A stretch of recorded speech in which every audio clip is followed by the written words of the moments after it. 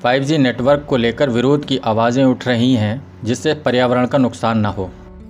Film अदाकारा जूही चावला पर तो 20 लाख का जुर्माना भी पड़ गया और उनकी याचिका खारिज हो गई। खैर, ये खबर भी काफ़ी चर्चा में रही कि लोगों को जहाँ तहाँ करंट सा महसूस हो रहा है।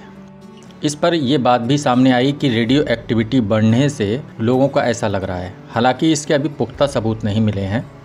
महामारी से बचने की आस में बड़े पैमाने पर वैक्सीनेशन भी हो रहा है और लगाई जाने वाली ज़्यादातर वैक्सीनें जेनेटिकली मॉडिफाइड हैं, यानी GM वैक्सीन हैं, जो मानव जीन पर कितना और कैसा असर डालेंगी अभी ये भी नहीं पता। खेतीबाड़ी में GM बीजों के आने के संकेत भी मिल रहे हैं और शायद आने वाले दिनों में GM फूड भी आम हो जाएं। ये शिकायतें तो आम ही हैं कि बच्चे किताब या अनुभव से ज़्यादा मोबाइल पर सक्रिय हैं। महीने 2 महीने के बच्चे वीडियो कॉल कर रहे हैं। इन बातों से आप क्या अंदाज़ा लगा रहे हैं? दरअसल ये उस युग की पहचान करा रहे हैं जिसको नाम दिया गया है एंथ्रोपोसीन, यानी मानव युग। एक ऐसा युग जिसमें नई पीढ़ी नए तरीके से तैयार हो रही है। उसी तरह का युग जैसे कभी पुरापाषाण युग था, नवपाषाण युग था। एंथ्रोपोसीन विचार के जनक डच रसायन शास्त्री, वर्ष 2000 में नोबेल पुरस्कार विजेता पॉल क्रुटजेन और अमेरिकी जीव विज्ञानी यूजेन P. स्टोरमर थे। इसको लोकप्रियता 2 साल बाद मिली जब क्रुटजेन का लेख the geology of Mankind nature पत्रिका में छपा। कुछ ही समय में ये लेख शिक्षाविदों के बीच चर्चा का विषय बन गया। आज विश्व पर्यावरण दिवस है। इस दिन को मनाते बरसों गुजर गए। पानी बचाने, जंगल बचाने, जीव प्रजातियों के विलुप्त होने की चिंताओं पर बातें होने के बीच ही सब कुछ नष्ट होता रहा है, तबाह हो रहा है और हम कुछ नहीं कर सकते। यही कुछ ना कर पाने की परिस्थिति ही एंथ्रोपोसीन युग है, जिसमें मानव कुदरत के हिसाब से नहीं ढल रहा बल्कि अपनी ज़रूरत के हिसाब से कुदरत को ढाल रहा है। मंगल ग्रह पर ऑक्सीजन बनाना, ऐसी सिंथेटिक पत्ती बना लेना जो प्रकाश संश्लेषण करके ऑक्सीजन पैदा कर सकती है, जीन मैपिंग करके मनमाफिक मानव नस्ल तैयार करने के प्रयोग चल रहे हैं। क्या आप जानते हैं कि बॉयलर चिकन पूरी तरह से मानव निर्मित हैं? हमारी धरती पर मौजूदा वक्त में 2300 करोड़ बॉयलर चिकन मानवों का भोजन बनने को तैयार हैं। इस तरह ये चिकन भूमि पर पाए जाने वाले कशेरुकी यानी रीढ़ की हड्डी वाले जीवों की सबसे बड़ी प्रजाति हैं। इंसान ने उनके जीन को बदलकर उनके चयापचय को नियंत्रित करने वाले रिसेप्टर ग्राही को म्यूटेट यानी परिवर्तित कर दिया है, जिसके चलते वे हमेशा भूखे रहते हैं। वे ज़्यादा से ज़्यादा खाते हैं और उनके आकार में वृद्धि होती है। उनका पूरा जीवन चक्र इंसान की बनाई तकनीक से नियंत्रित होता है। मसलन मुर्गियां जिस कारखाने में अपने अंडों से निकलती हैं, वहाँ का तापमान और नमी कंप्यूटर से नियंत्रित किए जाते हैं। पहले ही दिन से उन्हें बिजली की रोशनी में रखा जाता है ताकि उनके भोजन के घंटे बढ़ाए जा सकें। इस अध्ययन का मकसद भी एंथ्रोपोसीन युग यानी एक नए मानव युग के आगमन की पड़ताल करना रहा है। एक नज़र डालिए धरती की पहली बायोमास गणना के नतीजों पर। इसके अनुसार 760 करोड़ मनुष्य धरती के कुल बायोमास का केवल 0.01% हिस्सा हैं। कुल बायोमास में बैक्टीरिया की हिस्सेदारी 13% है। कुल बायोमास में पेड़ पौधों की हिस्सेदारी सबसे अधिक 83% है। बाकी अन्य जीव जंतु हैं। वैज्ञानिकों ने पाया कि 83% जंगली स्तनधारियों, आधे पेड़ पौधों की विलुप्ति की वजह मनुष्य हैं। मनुष्य केवल प्रजातियों के विलुप्ति की वजह ही नहीं है, बल्कि वह ये भी तय कर रहा है कि कौन सी प्रजाति जीवित रहेगी और कौन सी आगे बढ़ेगी। इसे इस तरह से समझ सकते हैं कि दुनिया में शेष बचे पक्षियों में 70% पोल्ट्री मुर्गियां या अन्य जीन में बदलाव कर तैयार किए गए घरेलू पक्षी हैं। दुनिया में बचे स्तनधारियों में 60% मवेशी हैं, जिनमें 36% सूअर हैं और केवल 4% जंगली पशु हैं। साफ है कि केवल मनुष्य के लिए उपयोगी पशु ही बच रहे हैं, शेष तेज़ी से खत्म हो रहे हैं। मनुष्यों और पालतू मवेशियों का बायोमास जंगली स्तनधारियों को बहुत पीछे छोड़ चुका है। पोल्ट्री बायोमास खासतौर पर चिकन जंगली पक्षियों से 3 गुना ज़्यादा है। इसी तरह 40% उभयचर प्रजातियों पर विलुप्ति का खतरा मंडरा रहा है। 7.5 बिलियन मानवों की तुलना में वन्य जीव आज कहाँ खड़े हैं?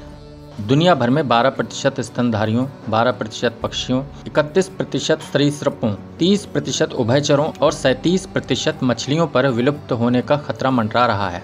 पौधों और बिना मेरुदंड वाले जीवों का आकलन अभी नहीं हुआ है। लेकिन हम मान सकते हैं कि उन पर भी गंभीर खतरा मंडरा रहा है। बायोमास की ये गणना 2019 में जारी की गई। इसके नतीजे चौंकाने वाले थे। इस गणना में न केवल धरती की जैव विविधता में विनाशकारी परिवर्तन दिखे, बल्कि एंथ्रोपोसीन का प्रभाव भी साफ नजर आया।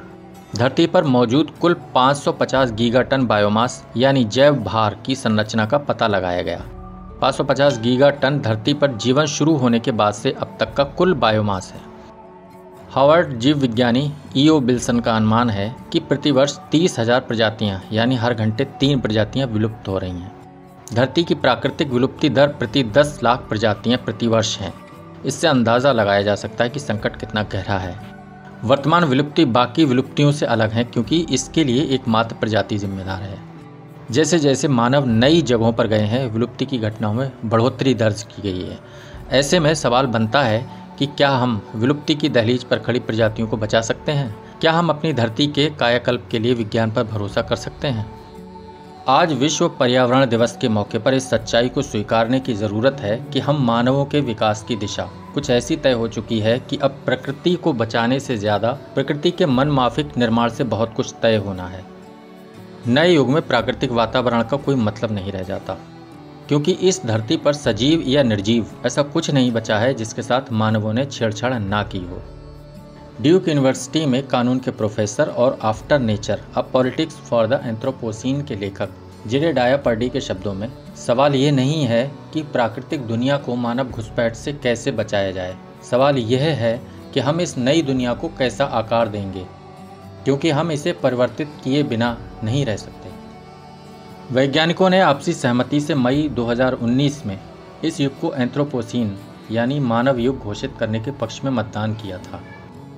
भूवैज्ञानिक घटनाक्रम की देखरेख करने वाले मंच यानी स्ट्रैटिग्राफी आयोग के अंतर्गत आने वाली संस्था उपसमिति एंथ्रोपोसीन वर्किंग ग्रुप AWG नामक वैज्ञानिकों का एक 34 सदस्यीय पैनल गठित किया है।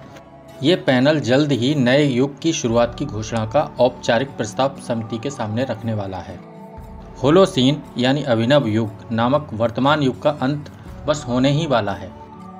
यह युग 12,000 से 11,500 साल पहले शुरू हुआ था और वर्तमान वैज्ञानिकों ने बाद में इसे सूचीबद्ध किया। यही वह समय था जब धरती की जलवायु में परिवर्तन हुए और उसके बाद मनुष्यों ने एक जगह टिककर खेती करना शुरू कर दिया था। आज हजारों वर्षों बाद मनुष्यों ने पूरी धरती पर कब्जा करके इसके भूगोल और पारिस्थितिकी तंत्र को इस हद तक प्रभावित किया है कि अब एक नए युग की घोषणा करनी पड़ रही है। 34 में से 29 सदस्यों ने 20वीं शताब्दी के मध्य को युग की शुरुआत घोषित करने के प्रस्ताव का समर्थन कर दिया है।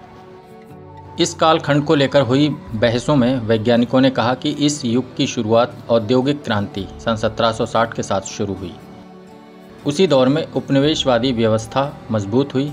उपनिवेशवाद और विलुप्ति के बीच का संबंध इस बात से समझा जा सकता है कि 2000 साल पहले जैसे ही मेडागास्कर उपनिवेश बनाया गया, हिप्पो, लंगूर और कई बड़े पक्षी विलुप्त हो गए। बड़े रीढ़दार प्राणी सबसे पहले विलुप्त होने वालों में से थे, क्योंकि शासक और व्यापारी वर्ग ने उनका शिकार किया या कराया। विलुप्ति लहर 10,000 साल पहले भी शुरू हुई थी, जब कृषि की खोज के कारण आबादी में इजाफा हुआ, जिसके फलस्वरूप जंगल कटे, नदियों पर बांध बने और जानवरों के झुंड पालतू बनाए गए। सबसे बड़ी लहर 1800 में जीवाश्म ईंधन के दोहन के साथ शुरू हुई। सस्ती ऊर्जा की उपलब्धि के फलस्वरूप मानव आबादी 1800 में 1 अरब थी, जो आज बढ़कर 7.5 अरब तक पहुँच गई है। यह प्रक्रिया इसी तरह चलती रही तो मानव आबादी 2050 तक 9 से 15 अरब तक पहुंच जाएगी। फिलहाल मनुष्य प्रतिवर्ष पृथ्वी की स्थलीय शुद्ध प्राथमिक उत्पादकता का 42%, समुद्री शुद्ध प्राथमिक उत्पादकता का 30% और मीठे पानी का 50% इस्तेमाल कर जाते हैं। धरती की कुल भूमि का 40% मनुष्यों के भोजन की आपूर्ति के काम आ रहा है। वर्ष 1700 में ये 7% था। धरती का आधा हिस्सा मानव उपयोग के लिए रूपांतरित कर दिया गया है। मनुष्य अकेले ही बाकी सभी प्राकृतिक प्रक्रियाओं जितनी नाइट्रोजन उत्सर्जित करते हैं। इस युग को कैपिटलोसीन भी कहा जा सकता है, क्योंकि प्रकृति का मुनाफे के लिए दोहन मानव नस्ल को नियंत्रित करने के लिए पूंजी के मालिक कुछ भी तबाही लाने को तैयार हैं।